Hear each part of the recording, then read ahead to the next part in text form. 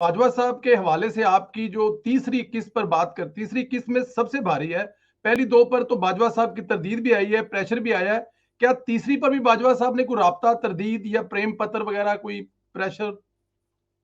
नहीं, उनका उनकी तरफ से ऐसा कुछ भी नहीं है। और वो पहली जो किस्त आई थी उसके बाद फिर उन्होंने कहा था कि रोकते हैं इसको। लेकिन वो चीज़ें मटेरियल वगैरह मुख्तलिफ जगहों पे जा चुका है। मैं काफ़ी दफ़ा पहले भी बता चुका हूँ। तो समटाइम्स आपके इख्तियार में नहीं रहता, लिखारी के इख्तियार में नहीं रहता, चूँकि 5-6 जगहों पे इंफॉर्मेशन और वो कंटेंट शेयर हो चुका होता है। तो दबाव वगैरह तो है, सारा कुछ है। अब और भी बड़े सारे हथकंडे इस्तेमाल किए जा रहे हैं जो मैं समझता हूँ कि ऐसा नहीं होना चाहिए। और ये अवाम का हक है, जो भी इंफॉर्मेशन है ऑलरेडी भी ये सारी इंफॉर्मेशन कहीं ना कहीं मौजूद है। जी बिल्कुल ठीक। सर, डॉन लीक्स पर आपकी बाजवा साहब से कैसे बात शुरू हुई? आप भी डॉन लीक एक्सपर्ट हैं, और क्या वाकई डॉन लीक्स का मुद्दा मुफ्त में नवाज शरीफ के गले पड़ गया? कहानी क्या है सर? हाँ, देखिए मैंने भी परवेज साहब, उस वक्त तो नून लीग मेरी दुश्मन थी। अब देखिए लाइक एक सहाफ़ी का काम देखे कि मेरी ही स्टोरी पे हमारे बड़े अच्छे दोस्त भाई परवेज रशीद साहब फारिग हुए, तारिक फातमी साहब फारिग हुए, राव तहसीन साहब, बड़ी उनसे मेरी कुर्बत और मोहब्बत का रिश्ता है, वो फारिग हुए थे। लेकिन आज मैं ही वो एक स्टोरी कर रहा हूँ, जिस स्टोरी में मतलब मैंने अपनी तरफ से कोई भी चीज़ उसमें नहीं डाली हुई है, एक नुक्ता भी मेरी तरफ से एडिट नहीं है। लेकिन जनरल बाजवा साहब ने एक्सोनरेट कर दिया है वो जो जो भी किरदार थे। और उनके ख्याल में जो डॉन लीक्स थी वो जनरल राहील शरीफ ने एक्सटेंशन के लिए घड़ी थी, और वो एक्सटेंशन लेना चाहते थे। और फिर उन्होंने तफसील भी बताई कि जब मैंने नवाज शरीफ के साथ बातचीत की इस सिलसिले में, तो वो जब भी मैं उनसे मिलने जाता था तो नवाज शरीफ ने उनको बताया कि जनरल राहील शरीफ और जनरल रिजवान जब दोनों आते थे तो जनरल रिजवान कहा करते थे कि जनरल राहील शरीफ को 3 साल की एक्सटेंशन दे दे। लेकिन जब जनरल राहील नहीं होते थे उनके पास, तो तब वो कहा करते थे कि नहीं, इनको 1 साल की एक्सटेंशन दें, चूंकि उसके बाद उनका नंबर आना था। तो ये जनरल बाजवा साहब ने कहा कि ऐसा डॉन लीक्स में कोई सबूत नहीं थे, कोई एविडेंसेस नहीं थे, ये एक चीज घड़ी गई थी जस्ट टू ब्लैकमेल गवर्नमेंट और जस्ट टू गेट एक्सटेंशन। तो ये एक बहुत बड़ा रेवलेशन है जो सामने आया है। और मैं समझता हूँ कि अब भी नून लीग की हुकूमत है, नून लीग को कोई इन्वेस्टिगेशन टाइप कोई चीज करनी चाहिए। बिल्कुल ठीक। सर, तीसरी किस्त पढ़कर लगा है कि बाजवा साहब खुद नवाज शरीफ के खिलाफ नहीं थे, बल्कि मदद करना चाहते थे। इसका मतलब है कि बाकी कोर कमांडर या कुछ लोग थे जिन्होंने मजबूर किया। क्या आपको भी इनसे मुलाकात में यही तासर मिला सर? देखिए वो बात तो यही करते हैं, और ये भी एक तासुर भी है और रियलिटी भी है परवेज साहब, कि आर्मी चीफ के बगैर कोई भी डिसीजन नहीं ले सकता या कोई डिसाइड नहीं कर सकता।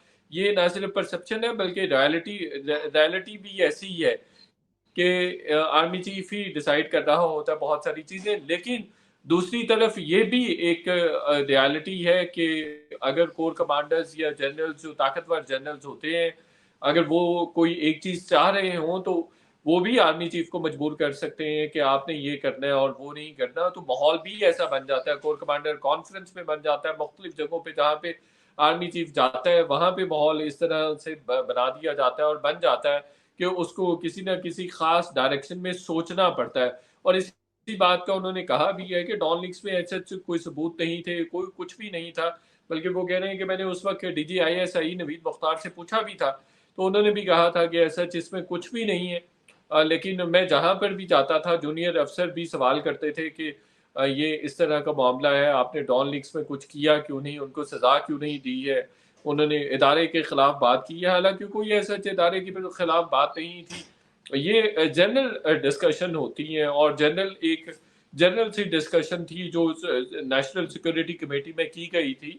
और वो कोई इतनी सीरियस बात नहीं थी। वो लाइक दो वो सीक्रेट बात जरूर थी और वो बाहर नहीं आनी चाहिए थी, लेकिन वो बड़ी जेनरिक सी बात थी। और इसी हवाले से हमें तमाम वेस्टर्न कंट्रीज भी कह रहे थे कि आपको जो मुख्तलिफ तंजीमें हैं, जो कलतन तंजीमें हैं, उनको जरूर कटेल करना चाहिए। और बल्कि मुझे आज भी याद है कि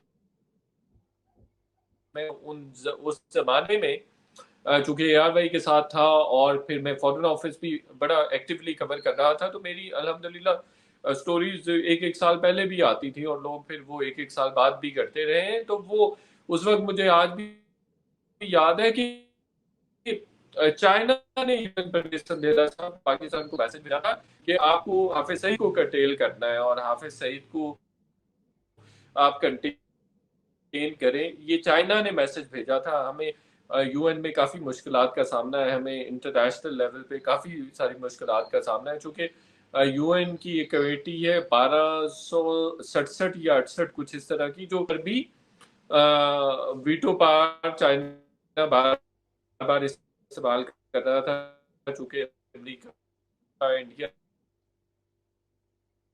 سارے چاہتے تھے کہ حافظ سعید کو بلیک جیٹ ٹیل کرنے کی ضرورت ہے. تو اس طرح کا معاملہ تھا ڈان لیکس میں. بالکل ٹھیک, بالکل ٹھیک. اچھا سر, عمران خان ابھی کہتے ہیں کہ جنرل باجوہ بھارت سے دوستی کرانا چاہتے تھے, جس پر لڑائی شروع ہوئی. اس کے علاوہ اسرائیل سے تعلقات کا بھی حوالہ دیا جاتا ہے. کیا آپ کی اس معاملے اور دیگر سفارتی ایشوز پر جنرل باجوہ سے کوئی بات ہوئی سر؟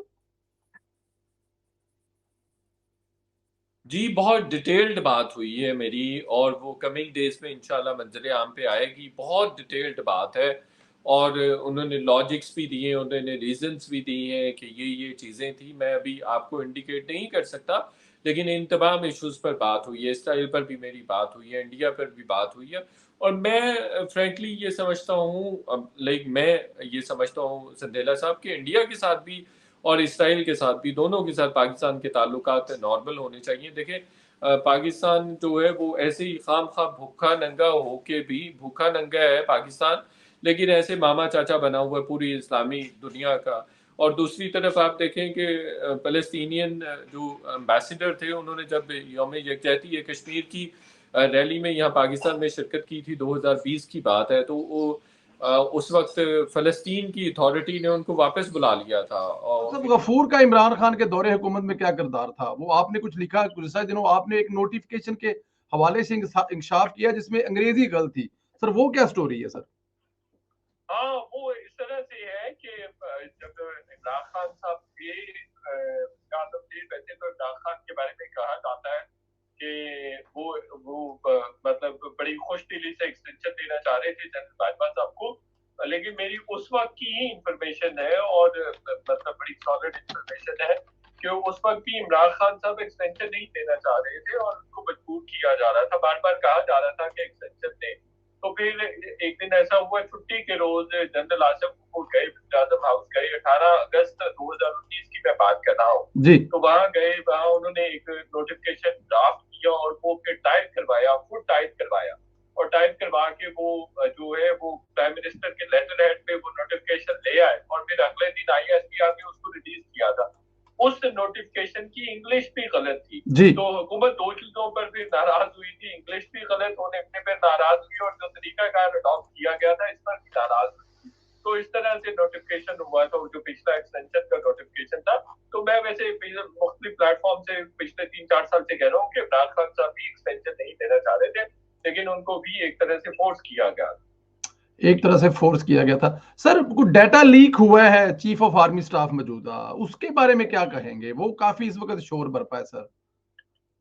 ہاں وہ سندیلا صاحب وہ خبر آ رہی ہے, ہمارے کالیگ ہے اعجاز سید صاحب کی سٹوری ہے کہ کچھ لوگوں نے نادرا میں کوئی گڑبڑ کی, اور نادرا کے ریکارڈ سے انہوں نے کوئی ڈیٹا شیٹا لیا. کوئٹہ ایک درخواست آئی, وہ جنرل آصف منیر صاحب کی وائف کے توسط سے آئی کہ ان کا ڈیٹا چاہیے, اور اس طرح سے پھر وہ ڈیٹا پروسیڈ ہوا, اور وہ پھر ڈیٹا سعودی عربیہ دیا گیا. اور اس طرح سے یہ بات سچ ہے کہ کوئی اس طرح کی چیز بہرحال ضرور ہوئی ہے, اور سعودی عربیہ بہت زیادہ رول پلے کرتا ہے پاکستان کے آرمی چیف کے لیے, اور کافی سارے معاملات میں سعودی عربیہ بہت کلیدی کردار ادا کر رہا ہوتا ہے. ہماری فورن پالیسی میں بھی سعودی عربیہ کا بڑا اہم رول ہوتا ہے.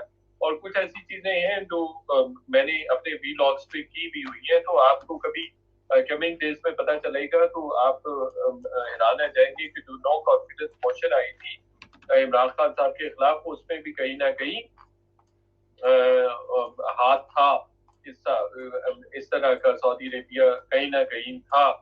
چونکہ ڈیفینیٹلی جو عمران خان صاحب کا سب سے بڑا مسئلہ اسٹیبلشمنٹ تو ہے ہی ہے, لیکن ان کا اس سے بھی بڑا مسئلہ یہ ہے کہ بہت سارے جو ممالک ہیں، جو بہت سارے اسلامی ملک ہیں یا دیگر ممالک